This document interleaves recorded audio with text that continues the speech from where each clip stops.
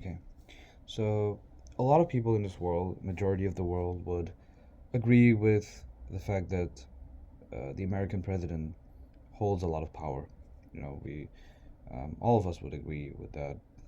Uh, of course, there have been other people who have held similar power.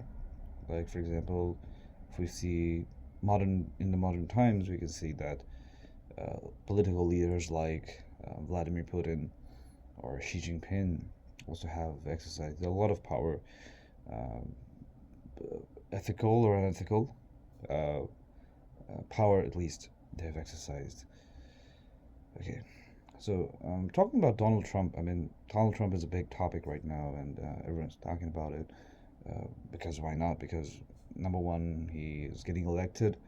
Uh, like it's a very unusual way of getting elected because previously we've seen whether it's you know whether it's Barack Obama, whether it's George W. Bush, Bill Clinton. Like for a long time, it's always been this that you know the incumbent uh, president, if he's running for the second time, he would win, and then he would leave it to and then because there's this two-term limitation, so after that, someone new comes in, especially the other party gets elected, usually. So that's mm, usually been the case with how politics has kind of shaped. Of course, I mean, I am. I wouldn't say that you know U.S. politics is all about the president or the president is making all the decisions. Yes, at an at a very high level. Yes, a very broad level. Yes, but of course there are a lot of people who are working at every level in a country like the U.S. and not just the U.S. but all other countries as well. So it'll be, of course it will be incorrect to say that the president is running all the has everything under his belt or her belt.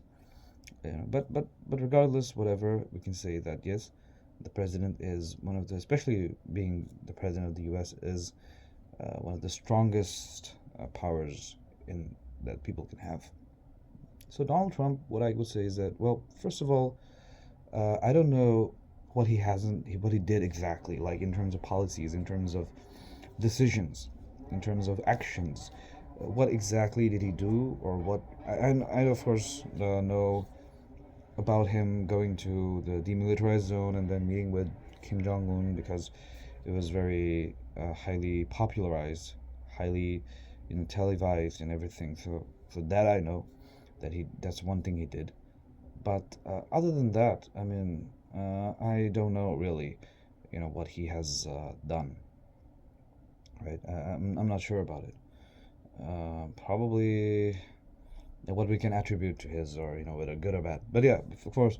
And then there is the Capitol Hill, and then also I think but the most thing he has probably been famous for is his misdemeanors.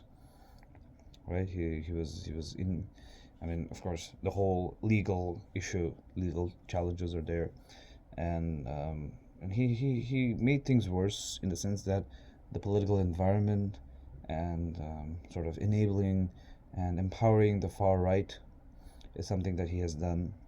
I mean, not he maybe uh, openly, or let's say he through direct means, no, probably, but the kind of narrative he has set, and he's still continuing with it even in his this second term, as you can say. You know, but uh, but yeah, there are challenges to it. Mm. But yeah, but it's and so I mean, of course, he's not gonna destroy the whole of U.S. But just like the Capitol Hill riots that happened, uh, a person who becomes desperate, a person who wants to just leave behind a dark trail of right wing violence and everything. There might be things that he may do which could really cause significant chaos, and the chaos will continue for years to come. So that is one thing that he probably might do, because he's not a force of good. That is for sure.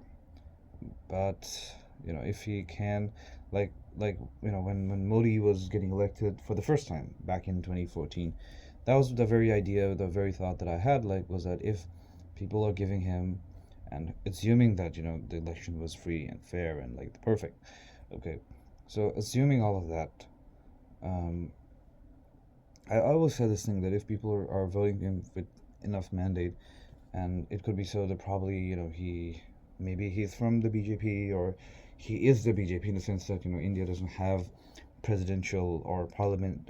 It has a parliamentarian election. Like, we don't really, nobody actually elected the prime minister. Nobody elected Modi. Modi, it just happens to be the choice of the parliamentarians to be the leader in the house. That's what actually uh, an Indian prime minister is, as opposed to an American president, who actually holds executive power. You know, so that is one thing I think that there is. So, but regardless, I thought that but Modi was running at the face, and that was like the first time in Indian elections was that there was actually a prime minister. Of course, there was a time when I think when Indira Gandhi was in power. Of course, we had Jawaharlal Nehru, who was almost like unidimensionally he was the leader. Like, he ruled till his last breath. I think that's what I can say. I think he died in his office. I think so. I'm not very sure 100%, but I think that's kind of the thing. And Indira Gandhi, yes, she was, despite, I mean, I mean, she's a woman, but the power she exercised, and the control and the popularity that she had was incredible. Uh, and I mean, she's still, for the good or the bad or whatever you call it, but she continues to hold a very indelible and a very incredible, like those phases, like the 60s, the 70s, the 80s, those are defined